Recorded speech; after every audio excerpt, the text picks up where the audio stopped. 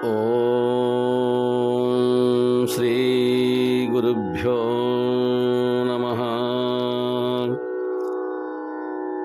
ಅನೇಕ ಜನ್ಮ ಸಂಪ್ರಾಪ್ತ ಕರ್ಮ ಬಂಧ ವಿದಾಹಿನೇ ಜ್ಞಾನಾನಲ ಪ್ರಭಾವೇನ ತಸ್ಮೈ ಶ್ರೀ ಗುರವೇ ನಮಃ.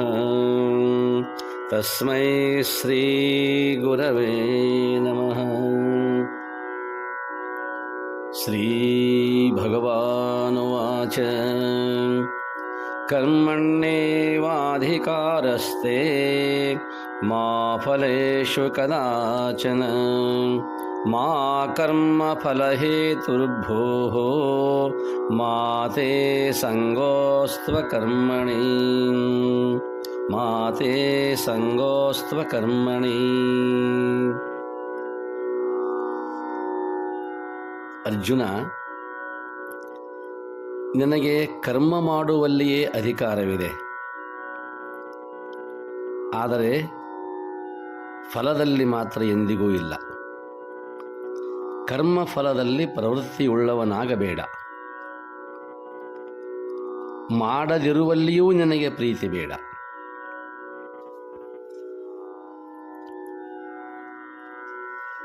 ಸರ್ವರಿಗೂ ಪ್ರಣಾಮಗಳು. ಪುಣ್ಯಾತ್ಮರೇ, ನಿನ್ನೆಯ ಶ್ಲೋಕದಲ್ಲಿ ಅರ್ಜುನನ ಪ್ರಶ್ನೆ ಹೀಗಿದೆ: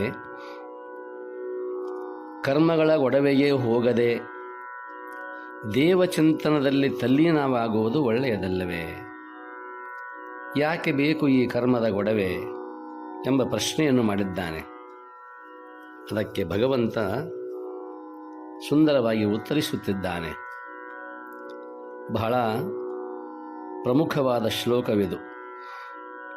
ಕರ್ಮಣ್ಯೇವಾಧಿಕಾರಸ್ತೆ ಮಾ ಫಲೇಷು ಕದಾಚನ.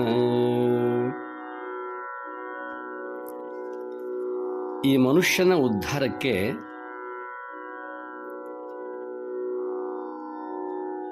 ಮೂರು ಶಕ್ತಿಗಳು ಅವಶ್ಯವಾಗಿ ಬೇಕು.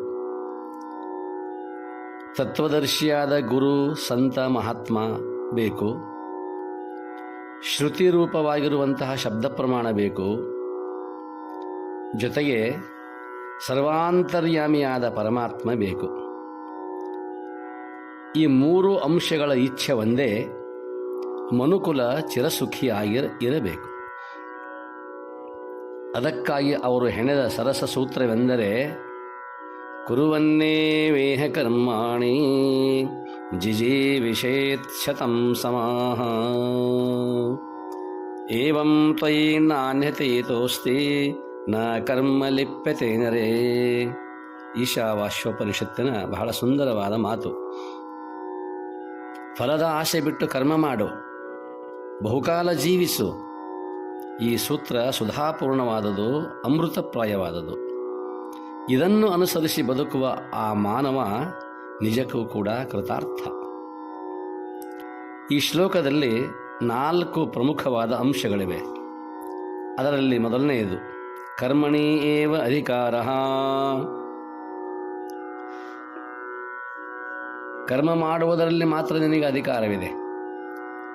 ದೇಹ ಬಾಳಿರುವವರೆಗೆ ತನ್ನ ಗುಣ, ಸ್ವಭಾವ, ಶಕ್ತ್ಯಾನುಸಾರ ತನ್ನ ಹಿತಕ್ಕಾಗಿ ಹಾಗೂ ಸಮಾಜದ ಹಿತಕ್ಕಾಗಿ ಪ್ರತಿ ಮನುಷ್ಯ ಕರ್ಮ ಮಾಡಲೇಬೇಕು.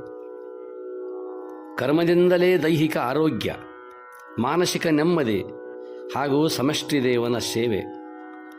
ಕರ್ಮ ಮಾಡುವ ಅಧಿಕಾರವನ್ನು ಯಾವನೂ ಕಸಿದುಕೊಳ್ಳಲಾರ, ಏಕೆಂದರೆ ಆ ಕರ್ಮ ದೇವದತ್ತವಾದುದು. ಎರಡನೆಯದಾಗಿ ಫಲೇಷು ಅಧಿಕಾರಃ ನ. ತಾನು ಆಚರಿಸಿದ ಕರ್ಮದ ಫಲ ಬೇಡುವ ಹಕ್ಕು ಮಾತ್ರ ಕರ್ತೃವಿಗಿಲ್ಲ, ಮಾಡುವವನಿಗೆ ಇಲ್ಲ. ಫಲಾಶಯವೊಂದು ಕರ್ಮಕ್ಕೆ ಅಂಟುವ ಕಲಂಕ ಇದು. ಅದು ಮನುಷ್ಯನ ಮನಸ್ಸನ್ನು ಕೆಡಿಸುವುದು, ಬುದ್ಧಿಯನ್ನು ವ್ಯಗ್ರಗೊಳಿಸುವುದು, ಸಮಾಜದ ಸಾಂಗತ್ಯವನ್ನು ಕೂಡ ಕದಡಿಸುವುದು. ಮೇಲಾಗಿ ಮನುಷ್ಯನ ಬುದ್ಧಿ ಅಷ್ಟು ಚುರುಕಲ್ಲ. ಯಾವುದು ಒಳಿತು ಯಾವುದು ಕೆಡುಕು ಅದಕ್ಕೆ ಸ್ಪಷ್ಟವಾಗಿ ತಿಳಿಯದು. ಸರ್ವಶಾಸ್ತ್ರ ಪಾರಂಗತನಾದ ರಾವಣ ತಪಸ್ಸನ್ನು ಮಾಡಿದ, ಪರಮಾತ್ಮ ಒಲಿದ. ಆದರೆ ಏನು ಬೇಡಬೇಕು ಎಂಬ ಪ್ರಜ್ಞೆ ರಾವಣನಿಗೆ ಬರಲಿಲ್ಲ. ಪರಮಾತ್ಮ ಕೇಳುತ್ತಾನೆ, ಏನು ಬೇಕು ಎಂದು ಕೇಳಿದಾಗ ರಾವಣ ಬೇಡಿದ್ದೇನು? ಶಿವನ ಅರ್ಧಾಂಗಿನಿಯನ್ನೇ ಬೇಡಿದ, ಪಾರ್ವತಿಯನ್ನೇ ಬೇಡಿದ. ಭಸ್ಮಾಸುರ ಘೋರವಾದ ತಪಸ್ಸನ್ನು ಮಾಡಿದ. ಅವನು ಬೇಡಿದುದು ಏನು? ದಗ್ಧಹಸ್ತ. ತಾನು ಯಾರ ಮೇಲೆ ಕೈ ಮಾಡುತ್ತಾನೋ, ಹಸ್ತವನ್ನು ಚಾಚುತ್ತಾನೋ, ಅದೆಲ್ಲವೂ ಕೂಡ ದಗ್ಧವಾಗಬೇಕು, ಸುಟ್ಟು ಹೋಗಬೇಕು. ಇಂಥ ಅನೇಕ ಕಥೆಗಳನ್ನು ನೋಡಿದಾಗ ಫಲ ಬೇಡುವ ಯೋಗ್ಯತೆ ಮಾನವನಲ್ಲಿ ಇಲ್ಲವಲ್ಲ ಎಂಬ ಸತ್ಯ ಕಂಡುಬರುತ್ತದೆ. ಆ ಬೇಡುವ ಹವ್ಯಾಸಕ್ಕೂ ಕೊನೆಯೆಂಬುದೇ ಇಲ್ಲ. ಇಂದು ಮನೆ ಬೇಕು, ನಾಳೆ ಮಡದಿ ಬೇಕು, ನಾಡದು ಮಗ, ಮತ್ತೆ ಮರುದಿನ ಸಂಪದ, ಬಳಿಕ ಅಧಿಕಾರ, ಮಾನ, ಕೀರ್ತಿ, ಒಂದೇ ಎರಡೇ ನಿಲುಗಡೆಯಿಲ್ಲದ ಆಶೆಗಳು. ಮುದ್ದುರಾಮ ಹೇಳುತ್ತಾನೆ, ಮೊದಲು ಅಂಬಲಿ ಆಸೆ, ಬಳಿಕ ಉಪ್ಪಿನ ಆಸೆ. ಹೊಟ್ಟೆಗೆ ಏನೂ ಗತಿಯಿಲ್ಲ, ಒಂದಿಷ್ಟು ಅಂಬಲಿ ಸಿಕ್ಕರೆ ಸಾಕು ಎಂಬ ಬಯಕೆ ಇರುತ್ತದೆ. ಮೊದಲು ಅಂಬಲಿ ಆಸೆ, ಅಂಬಲಿಗೆ ಉಪ್ಪು ಹಾಕಿರಲಿಲ್ಲ. ಬಳಿಕ ಉಪ್ಪಿನ ಆಸೆ, ಉಪ್ಪು ಹಾಕಿಯಾಗಿದೆ.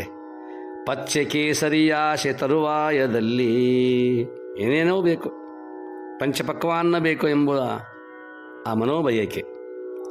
ಬೇಕೆಂಬ ಈ ಮನಕ್ಕೆ ಯಾವುದಿದೆ ಕೊನೆಯಾಸೆ, ಬೇಕೆಂಬ ಈ ಮನಕ್ಕೆ ಯಾವುದಿದೆ ಕೊನೆಯಾಸೆ. ಆಸೆಗಾಸೆಯೇ ಏಣಿ ಮುದ್ದು ರಾಮ, ಆಸೆಗಾಸೆಯೇ ಏಣಿ ಮುದ್ದು ರಾಮ. ಒಂದು ಆಸೆಗೆ ಮತ್ತೊಂದು ಆಸೆ, ಆಸೆಗೆ ಮತ್ತೊಂದು ಆಸೆ, ಮತ್ತೊಂದು ಆಸೆ, ಹಾಗೆ ನಿಚ್ಚಣಿಕೆಗಳನ್ನು ಕಟ್ಟಿಕೊಳ್ಳುತ್ತಾ ಹೋಗುವುದು. ಎಲ್ಲಿವರೆಗೆ? ಬೇಡಿದ ಫಲ ದೊರೆತರೂ ಬೇಡುವ ಬಯಕೆ ಹಿಂಗದಾಗಿ ಶಾಂತಿ ಸಮಾಧಾನ ಎಲ್ಲಿ ಸಿಕ್ಕೀತು? ಆದ್ದರಿಂದ ಬೇಡುವುದು ಬೇಡ. ಬರೀ ದುಡಿ, ಕಾರ್ಯವನ್ನು ಮಾಡು, ಕರ್ಮವನ್ನು ಮಾಡು. ನಿನಗೆ ಬೇಕಾದ ಮನೋನಿಶ್ಚಿಂತತೆ ಹಾಗೂ ಅಮರ ಸುಖಗಳನ್ನು ದೇವನು ತಾನಾಗಿಯೇ ಕೊಡುತ್ತಾನಲ್ಲ. ಇವೆಲ್ಲ ಶಾಸ್ತ್ರದ ನುಡಿಗಳು. ಎಲ್ಲ ಭಾರವನ್ನು ದೇವರ ಮೇಲೆ ಹಾಕಿ ನಿಶ್ಚಿಂತತೆಯಿಂದ ದುಡಿಯುವುದು ಬಹು ಹಗುರವಾದ ಕೆಲಸ. ಬಸವಣ್ಣನವರು ಹೇಳುತ್ತಾರೆ, ಮಾಡುವಾತ ನಾನಲ್ಲವಯ್ಯ, ನೀಡುವಾತ ನಾನಲ್ಲವಯ್ಯ, ಬೇಡುವಾತ ನಾನಲ್ಲವಯ್ಯ, ನಿಮ್ಮ ಕಾರುಣ್ಯವಲ್ಲದೆ ಎಲೆ ದೇವಾ, ಮನೆಯ ತ್ವತ್ತು ಅಲಸಿದಡೆ ಒಡತಿ ಮಾಡಿಕೊಂಬಂತೆ ನಿನಗೆ ನೀ ಮಾಡಿಕೋ ಕೂಡಲ ಸಂಗಮ ದೇವ. ಮನೆಯ ತೊತ್ತು ಅಲಸಿದರೆ ಒಡತಿ ಮಾಡಿಕೊಂಬಂತೆ ನಿನಗೆ ನೀ ಮಾಡಿಕೋ. ತಾವು ಮಾಡುತ್ತಿದ್ದರೂ ಅದರಿಂದ ದೂರ ನಿಂತು ಮಾಡುವ ಅಂತರಂಗದ ನಿರ್ಲಿಪ್ತತೆಯನ್ನು ಇಲ್ಲಿ ಕಾಣುತ್ತೇವೆ. ಮಾಡುವವನೂ ನೀಡುವವನೂ ನಾನಲ್ಲ, ಎಲ್ಲ ನಿಮ್ಮ ಕರುಣೆಯಿಂದ ನಡೆಯುತ್ತಿದೆ.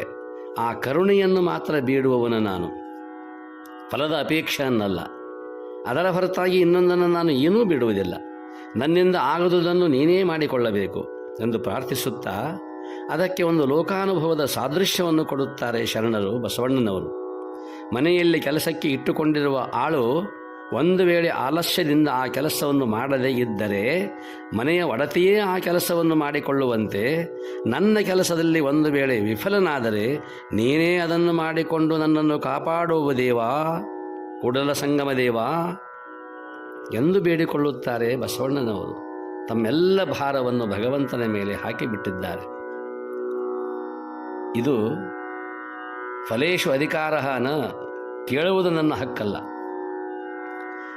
ಇನ್ನು ಮೂರನೆಯದಾಗಿ ಕರ್ಮಫಲಹೇತು ಮಾ ಭೂಹು, ಕರ್ಮ ಮಾಡಿ ಫಲ ಬೇಡಬಾರದಲ್ಲವೇ? ಫಲದ ಆಶೆ ಇರಬೇಕಲ್ಲವೇ? ಅದೇಕೆ ಬೇಡ? ಅದೇ ರೀತಿ ಫಲದ ಹೇತುವಿಟ್ಟು ಕರ್ಮ ಮಾಡಬಾರದು. ಸತ್ಯ, ದಾನ, ಬ್ರಹ್ಮಚರ್ಯ, ಪೂಜನ, ಸೇವೆ ಮುಂತಾದ ಸತ್ಕರ್ಮ ಗೈಯಬೇಕು. ಅದರ ಹಿಂದೆ ಸ್ವರ್ಗಾದಿ ಭೋಗ ವೈಭವ ಪಡೆಯುವ ಉದ್ದೇಶ ಬೇಡ. ಉದ್ದೇಶ, ಭಾವನೆ, ಕರ್ಮ ಪಾವಿತ್ರ್ಯತೆಗೆ ಕುಂದು ಉಂಟು ಮಾಡುತ್ತವೆ.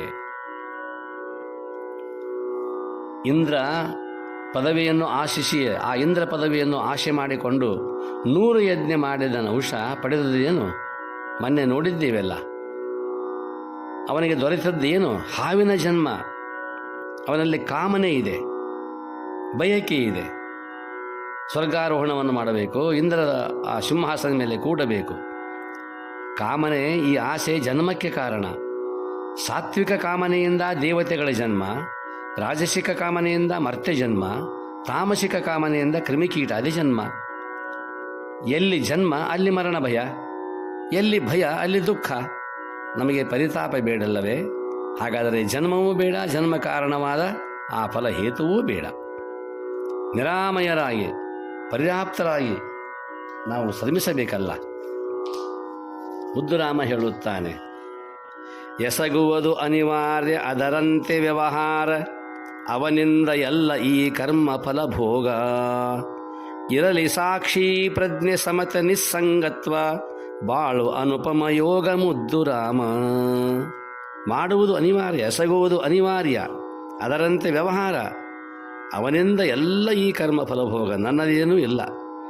ಆದರೆ ಒಂದು ಮಾತ್ರ ಇರಲಿ ಸಾಕ್ಷಿ ಪ್ರಜ್ಞೆ ಸಮತ ನಿಸ್ಸಂಗತ್ವ, ಬಾಳು ಅನುಪಮ ಯೋಗ ಮುದ್ದುರಾಮ. ಈ ಬಾಳೆಂಬುದೇ ಒಳ್ಳೆಯ ಯೋಗ ಎಂಬುದಾಗಿ. ಇನ್ನು ಕೊನೆಯದಾಗಿ ಹೇಳುತ್ತಾನೆ, ಅಕರ್ಮಣಿ ಮಾ ಅಸಂಗ ಅಸ್ತು. ಕರ್ಮದ ಆಚರಣೆ ಇಷ್ಟು ಕಠಿಣವಾಗಿದ್ದರೆ ಅಂಥ ಕರ್ಮವನ್ನಾದರೂ ಏಕೆ ಮಾಡಬೇಕು? ಕರ್ಮತ್ಯಾಗ ಮಾಡಿದರಾಗದೆ ಯಾಕೆ ಬೇಕು ಈ ಗೊಡವೆ ಎಂಬ ಭಾವ ಜೀವರಲ್ಲಿ ಹೇಳುವುದು ಸಹಜ. ನಿನ್ನಲ್ಲಿ ಎದ್ದಿರುವುದು ಅರ್ಜುನ ಅದೇ ಪ್ರಶ್ನೆ. ಆದರೆ ಅಕರ್ಮವು ನಿಂದ್ಯ, ಮಾಡದೇ ಇರುವುದು ನಿಂದಾತ್ಮಕವಾದದ್ದು. ಅದರಿಂದ ಪುರುಷತ್ವದ ಹಾನಿ ಇದೆ, ಮಾನವನ ಮಹಾನ್ ಪಾಪವಿದೆ. ಜೀವನ ಸಾಗಿರುವವರೆಗೂ ಏನಾದರೂ ಕರ್ಮ ಮಾಡಲೇಬೇಕು, ಅದು ಸಾಗಲೇಬೇಕು. ಋಷಿಗಳು ಹೇಳಿದ್ದಾರೆ, ಶೈಶವೇಭ್ಯಸ್ತ ವಿದ್ಯಾನಾಂ ಯೌವನೆ ವಿಷಯೈಷಿಣಾಂ ವಾರ್ಧಕ್ಯೆ ಮುನಿವೃತ್ತೀನಾಂ ಯೋಗೇನಾಂತೆ ತನುತ್ಯಜಾಂ. ಬಾಲತನದಲ್ಲಿ ವಿದ್ಯೆ ಗಳಿಸಬೇಕು, ಯೌವನದಲ್ಲಿ ವಿಷಯ ಭೋಗ ಹಾಗೂ ಸಮಾಜ ಸೇವೆ ಮಾಡಬೇಕು. ವಾರ್ಧಕ್ಯದಲ್ಲಿ ಮುಪ್ಪಿನಲ್ಲಿ ಜಪ ತಪ ಅಧ್ಯಯನ ಅಧ್ಯಾಪನ ಶ್ರವಣ ಮನನಗಳಲ್ಲಿ ಮುಳುಗಬೇಕು. ಕೊನೆಯದಾಗಿ ದೇವಚಿಂತನದಲ್ಲಿ ಮನ ನಿಲ್ಲಿಸಿ ಪ್ರಾಣ ಬಿಡಬೇಕು. ಇದು ಕಡ್ಡಾಯ ನಿಯಮ.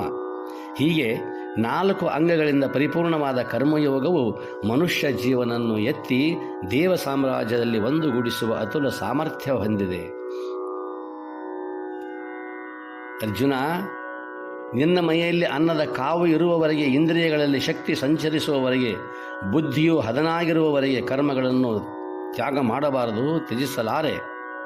ನಿನ್ನ ಸ್ಥಾನಮಾನ ಗುಣ ಸ್ವಭಾವ ಅನುಸಾರ ದುಡಿಯಲೇಬೇಕು. ಅದು ದೇವನ ಆಣತಿ, ಸೃಷ್ಟಿಯ ನಿಯಮ. ದುಡಿಯುವ ಹಕ್ಕು ನಿನಗಿದೆ. ಇಷ್ಟೇ, ಆ ದುಡಿತದ ಹಿಂದೆ ಫಲದ ಹೇತು ಬೇಡ. ದುಡಿತದ ನಂತರ ಫಲಾಪೇಕ್ಷೆ ಮಾಡದಿರು. ನನ್ನ ಮೇಲೆ ಸಂಪೂರ್ಣ ಭಾರವನ್ನು ಹಾಕು, ಹೊರೆಯನ್ನು ಹಾಕಿ ಮನಸೋಕ್ತ ಕಾರ್ಯ ಮಾಡು. ಆ ಕಾರ್ಯದ ಬಾಧೆ ನನಗೆ ಎಂದೂ ಆಗದು. ಹೇಳು, ಈ ಅಕರ್ಮ ತರವಲ್ಲ. ನಿನ್ನ ಪವಿತ್ರ ಕರ್ತವ್ಯಕ್ಕಾಗಿ ನಡುಕಟ್ಟು, ಕಂಕಣಬದ್ಧನಾಗು ಎಂದು ಆದೇಶ ಮಾಡುತ್ತಾನೆ ಭಗವಂತ ಅರ್ಜುನನಿಗೆ. ಈ ಕರ್ಮಯೋಗವೆನ್ನುತ್ತೀಯಲ್ಲ, ಇದು ಸಂದೇಹವಾಗಿದೆ ಅರ್ಜುನನಿಗೆ. ಕರ್ಮವು ಯೋಗವಾಗಲು ಹೇಗೆ ಸಾಧ್ಯ? ಭಗವಂತ, ಹಾಗಾದರೆ ಯೋಗವೆಂದರೇನು ಎಂಬ ಪ್ರಶ್ನೆ ಇದೆ.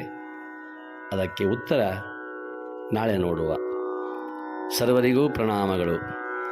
ಓಂ ಶಾಂತಿ ಶಾಂತಿ ಶಾಂತಿ.